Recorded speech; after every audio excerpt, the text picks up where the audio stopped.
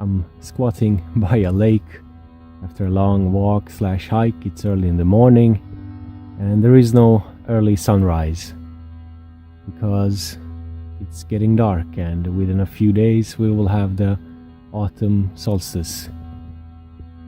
Above me there's a tree and I can see stars. Finally a clear night, sort of. Anyway, Erebus is the child of chaos, one of the early gods in Greek mythology, a personification of darkness, void, and so on. And if it's an early Greek god or concept, then it probably comes from the Middle East too. So it's one of the old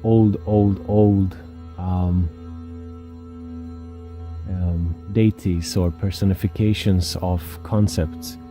That's how people communicated aspects and philosophies way back in human history, through the personification of those concepts. Today we can, we have the printing press and everything, so we can write it down and be more academic about it. But back in the days, there was no such thing.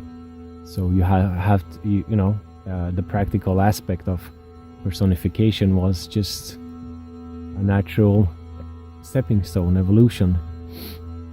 And it's very interesting because Erebus, being the personification of darkness, the void, it's not the sort of sinister kind of darkness which people most commonly, which our current culture refers to when we refer to darkness. It's always something sinister or evil or something hidden. But it's more of the essential things. For example, if you were to shut down your senses in a room or something, or just be deprived of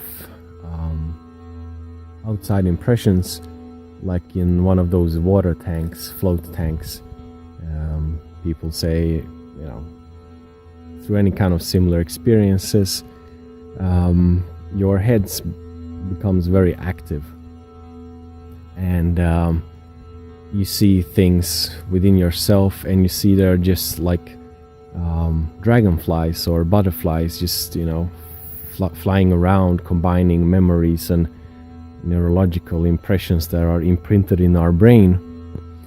And there is a tool for that also, in the path of sort of personal alchemy. Alchemy is referred to as the creation of gold from dung or something in common terms, but it's more about making yourself light, enlightenment, and not the kind of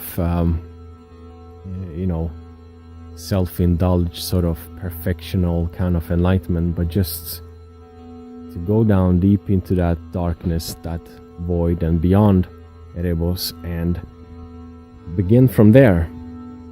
You can deconstruct music, for example. Why do people become interested in, for example, very droning music? And for example, when I was younger, when I listened to lots of music and played music, I always wondered why some artists who've done certain stuff in their early days became so minimalistic or just uninterested in the expression. And it's because when you travel to those depths, you kind of see or experience the thing that's underneath all this sort of topping.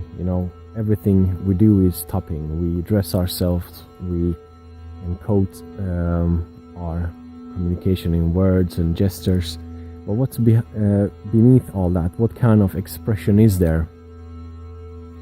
In Zen, you have the primordial sort of scream, which is the answer to a koan, for example.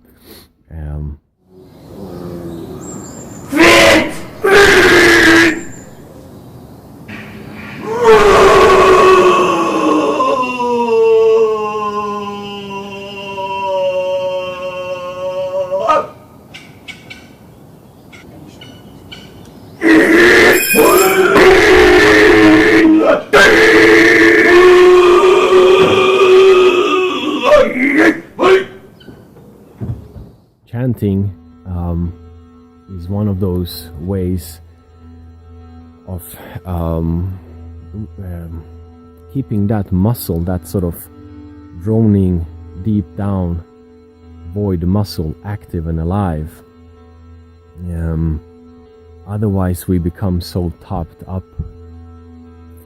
to our heads. So that's why people enjoy chanting. And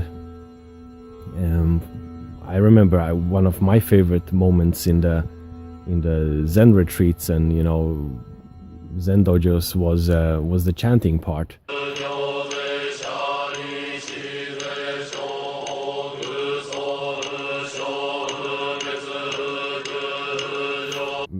I'm addicted to music, I guess, so I just like the sort of rhythmic, primordial kind of vibrating experience.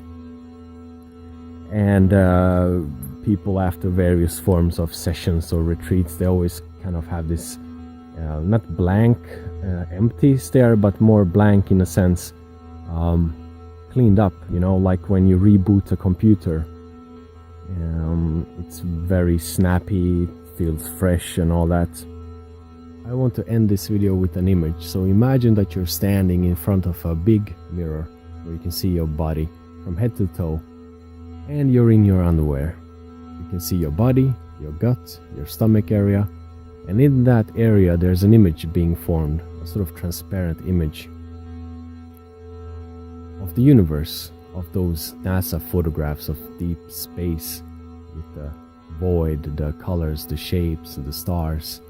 And it's moving, it's zooming in and out, it's just traveling, and you are amazed by that. And all that spacious kind of feeling makes you very light, makes you very clear. It's like a fine breeze that you bring along in your everyday life. And that's the kind of practical everyday thing that comes about from entering the void and going beyond the void within yourself, because that's the only way you and me can do space travel, basically. So that's that. From a Swedish lake to you, all the best. Ciao.